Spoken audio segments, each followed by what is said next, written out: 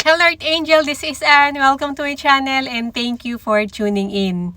So today, let's talk about your zodiac sign and your soul element. So pag-uusapan natin about sa fire element soul.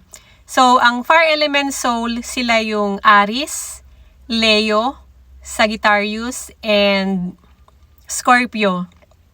So kayo yung apat na fire element yung soul ninyo. So lahat tayo, pare-pareho tayo ng panlabas or pare-pareho tayo ng anyo kung titingnan natin dito sa physical eyes natin. Pero yung ating soul is iba-iba. For example, merong apat na major elements or tinatawag na elementals of love. So itong elementals of love, binubuo siya ng four major elements na which is dito rin nanggagaling yung soul natin or dito mo malalaman kung anong soul element ka depende sa iyong zodiac sign. So, for example, itong babanggitin natin ngayon or itong itatopic natin ngayon about sa Aries, Leo, and Scorpio, and Sagittarius. So, kayo yung apat na zodiac sign na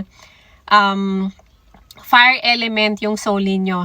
At kung isa ka sa mga nabanggit na zodiac sign, so ibig sabihin kahit na babae ka sa panlabas na inyo, pero yung inside mo or yung soul mo is lalaki.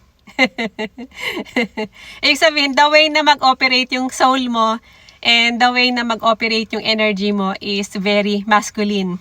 Kung paano ka mag-isip, kung paano ka kumilos, ibig sabihin very more on masculine yung energy mo compare sa mga yung Taurus, yung Pisces, and Cancer. Sila naman yung mga feminine energy. So kahit na lalaki sila panlabas or lalaki yung physical na anyo nila, pero yung inner nila or yung soul nila is very feminine. Pero next time natin itatopic kasi magpo-focus na tayo ngayon sa mga fire element. So before tayo simulan, itong body natin is composed with four major elements na which is diyan din nanggagaling yung soul natin. Ito yung pinaka foundation ng energy mo, one of your foundation of your energy. So, sa mga fire element, kayo yung mga tao na maikli yung pasensya, mabilis magalit, or mabilis mainis, madaling mainis. Kasi nga pag nagkaroon kayo ng imbalances sa energy ninyo, so doon na lumalabas yung kumbaga yung pinaka-negative side natin. So sa zodiac sign, meron tayong tinatawag na good and bad side. Kumbaga hindi tayo perfect. Kaya tayo nagkakaroon ng negative side or ng dark side dahil nga sa imbalances ng energy natin. So dito nagkakaroon tayo ng mga chemical reactions sa ating emotional energy. So, ang mga fire element, once na aggravate or nagkaroon ka ng imbalance, so dito lumalabas yung mga negative and dark side natin.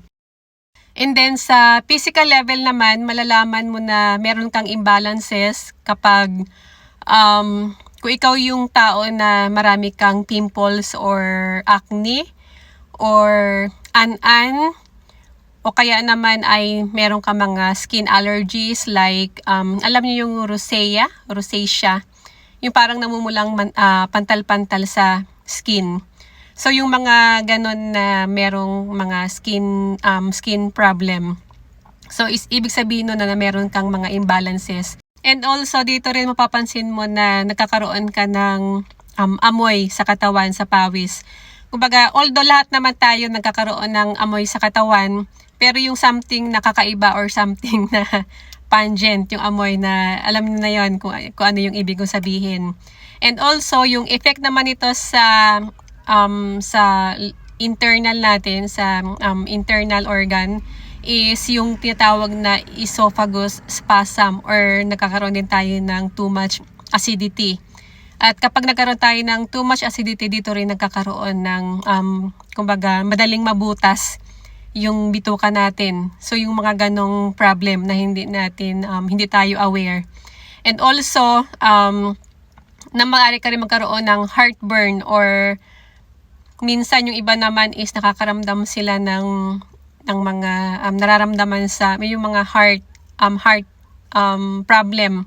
Yung iba naman ay high blood, or yung mga merong may problema sa puso. So ito yung mga nagiging side effect na hindi nga tayo aware. So ano yung dapat nating gawin? So umiwas doon sa mga pagkain na too much acidic. Like yung tomatoes, eggplant, okra, ano pa ba?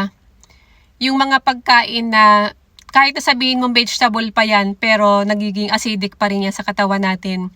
So ibig sabihin, kaya nga marami tayong variety ng foods from nature, kasi depende yon sa element, kung ano yung soul element natin. So kung ano yung soul element mo, yun yung fuel mo. Para din tayong sasakyan na ang sasakyan merong iba't ibang klase ng fuel. May diesel, may gasolina, may regular o ano pa. So ganun din tayo mag-operate. So the more na tama yung ini-ingest natin na kumbaga yun yung match sa vessel natin. So the more na nakakapag-operate tayo ng tama, nakakapag-operate yung soul natin in a healthy way, the more na nagkakaroon tayo ng tamang pag-iisip or ng clarity, at mas madali nating mabalance yung ating emotion. And then iwas din po tayo doon sa mga GMO foods. So ito yung mga karamihan dito is yung mga processed meat.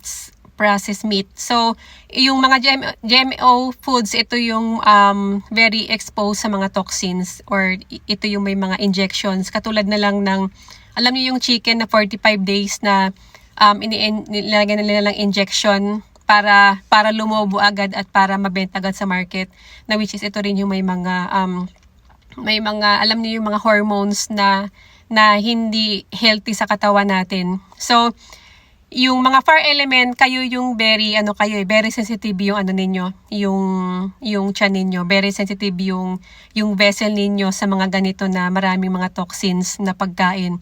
Very mas madali yung ma-absorb.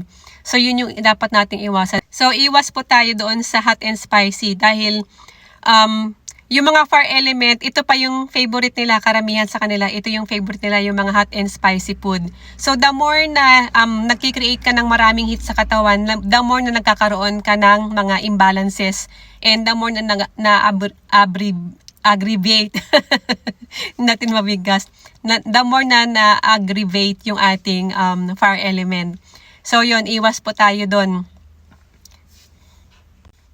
So anyway mga Archangel, dito na lang po natin tatapusin dahil inabot na tayo ng dilim at lumalamig na rin. If you have question, just comment below, and thank you for tuning in.